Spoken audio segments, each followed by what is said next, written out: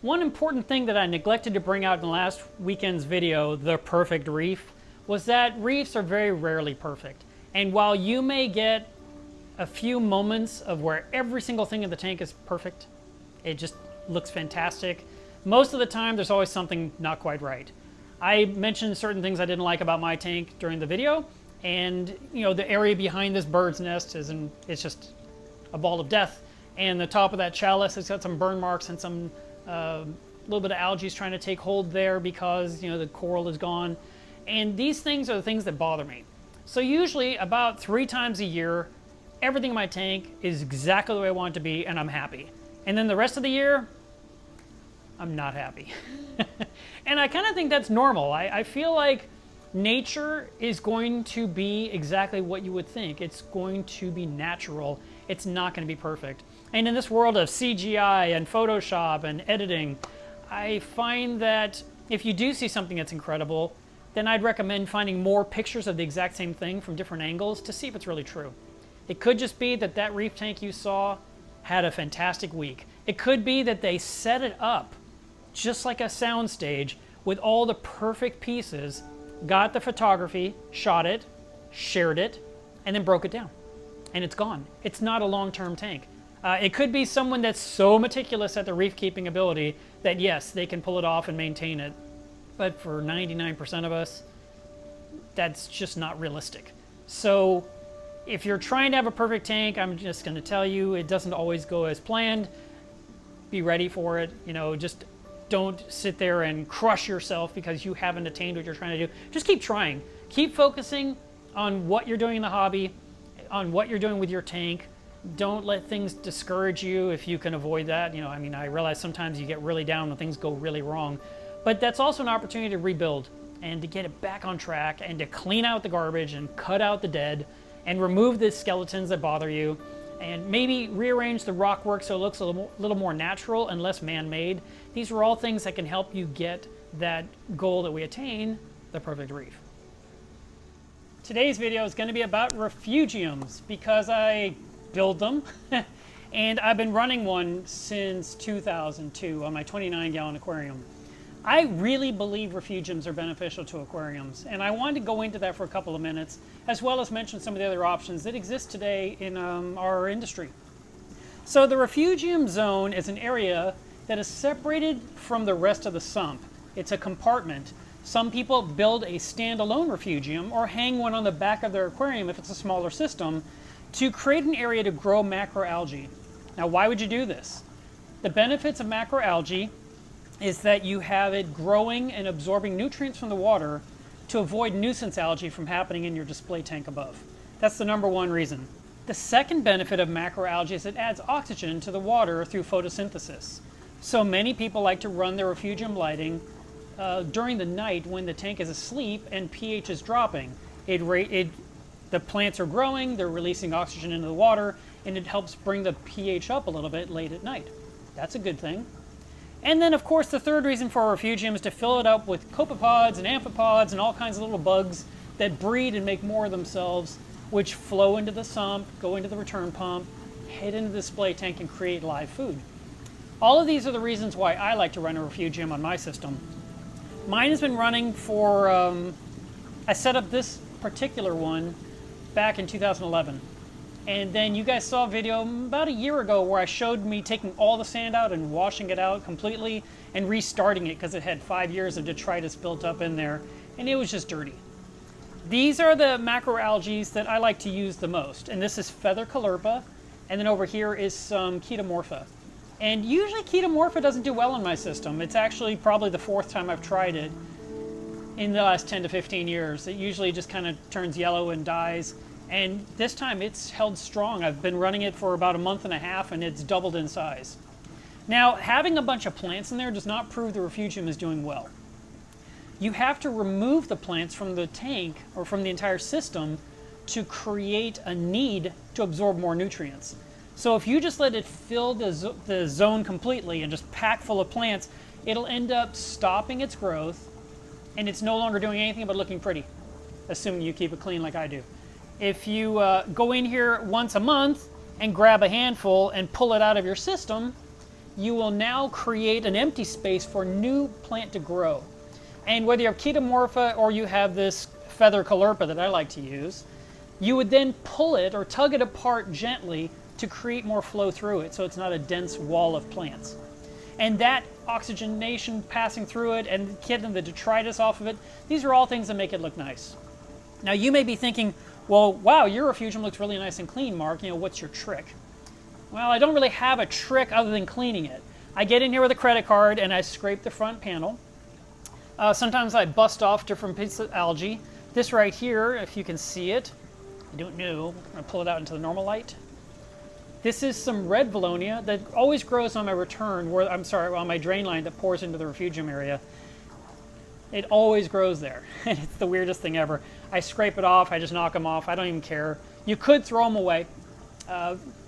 Most people don't want Valonia at all, but mine has never gotten in the display tank and it's never even spread through here. That's just one that floated from me busting it off where it dumps into this section. This Refugium is 52 inches long, 6 inches wide, and 12 inches deep. And I have a 4-inch to 5-inch sand bed at the base. You can go with 1 inch of sand if your Refugium is smaller. That's totally fine, but I do think some sand belongs in a Refugium. If you were trying to run it with Chaetomorpha that's tumbling over and over and over, you might opt to have a bare bottom Refugium, which means there's no substrate whatsoever. That way you can have a lot of flow and make the plant tumble and tumble and tumble and tumble. It's one of the things that's recommended for Chaetomorpha. Now mine just sits there. It hasn't tumbled at all. It's just doing its thing. Here is what it looks like. It's a greenish looking steel wool. And it's not even dirty. It's just a big mass.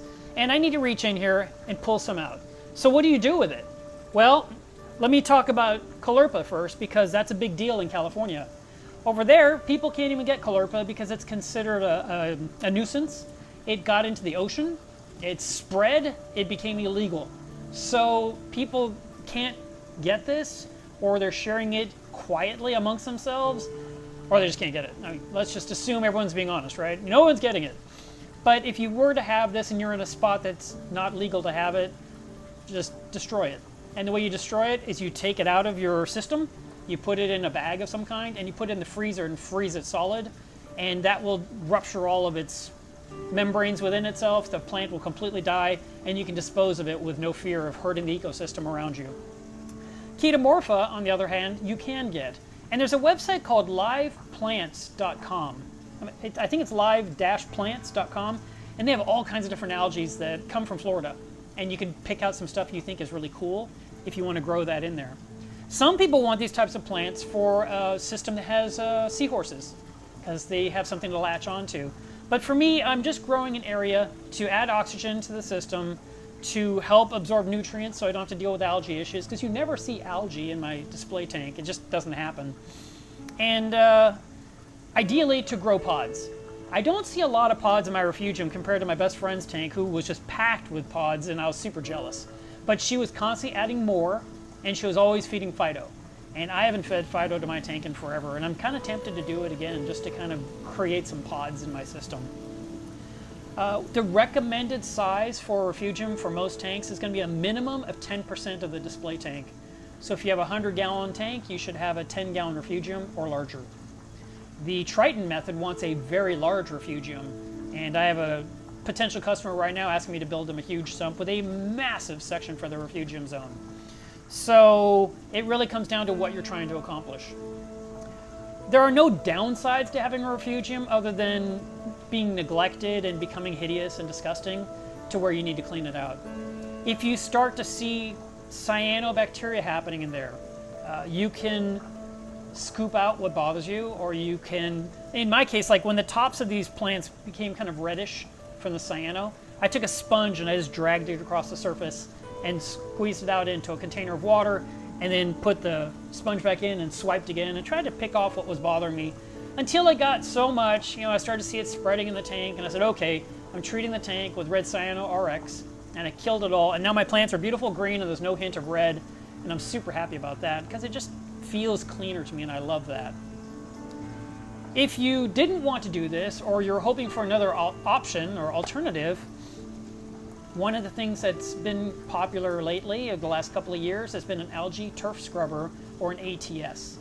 And it's funny because it seemed to come to the market like gangbusters, like it's the latest new thing. But way back in the early 2000s, there were people using algae turf scrubbers in Australia, and they kept asking, why don't we Americans use them? And we were all happy with our Refugiums. And now, I guess the LED technology has what's pushed it, because you had to have a lot of light to grow the algae on a sheet, and you had to have a way to contain the water from spattering.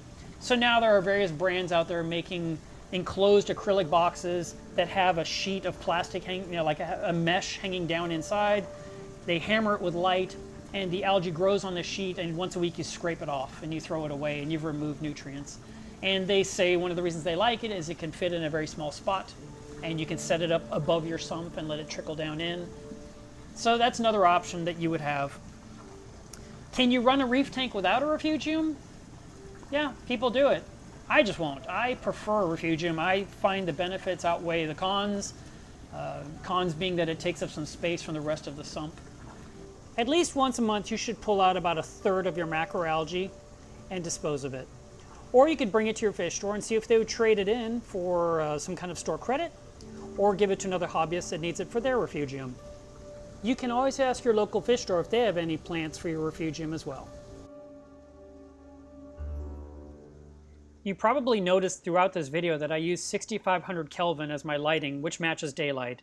I did some research on this in the past and found that that grew plants excellently. I see people these days are using a hot pink light, which I'm not really a fan of. You may be wondering why we don't just put this in the reef tank, and that's because when plants like this type, like Caulerpa, take hold in a display, they put their roots down in all the rock work, and then they continue to grow out of that rock forever. It's really frustrating when you have a macroalgae that takes over a display tank and chokes out your corals, so we definitely don't want to put them in the display. Now, if you're trying to set up an easy natural biotope with some macroalgae and some soft corals, they'll probably intermingle just fine. Of course, you won't be able to run the reverse lighting schedule to benefit from pH being raised during the night, but you could have this interesting looking plant in your display if you find it appealing. But I would never put this in a display tank.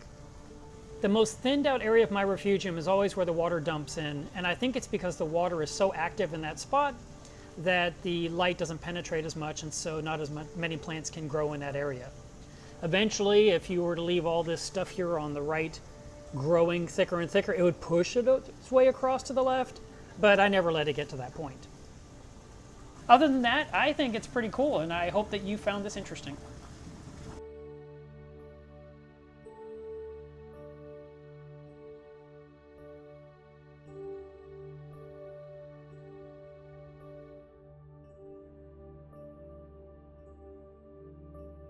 Oh, and one more thing. Mark your calendars for September 15th, 16th, and 17th, the middle weekend of September. I've got a big change that's going to happen to this tank. I've committed to that date. That is the weekend I'm going to work on this. And I've got a plan in motion right now. I am so excited about it. I'm actually more excited about it than Macna. Don't tell the people at Macna. But yes, this is going to change, and it's going to be better. We're going to make this reef great again. Oh my God, I can't believe I just said that. Anyway, I'm excited. I will share more details on the channel, so be sure you stay tuned. If you're not a subscriber, subscribe. And thank you for all your comments. I love reading them, and I'm reading them all. I'm the guy that replies to them. Be sure to tune in this Saturday, because it is going to be the live stream that discusses water quality. And I think that's a topic you're not going to want to miss.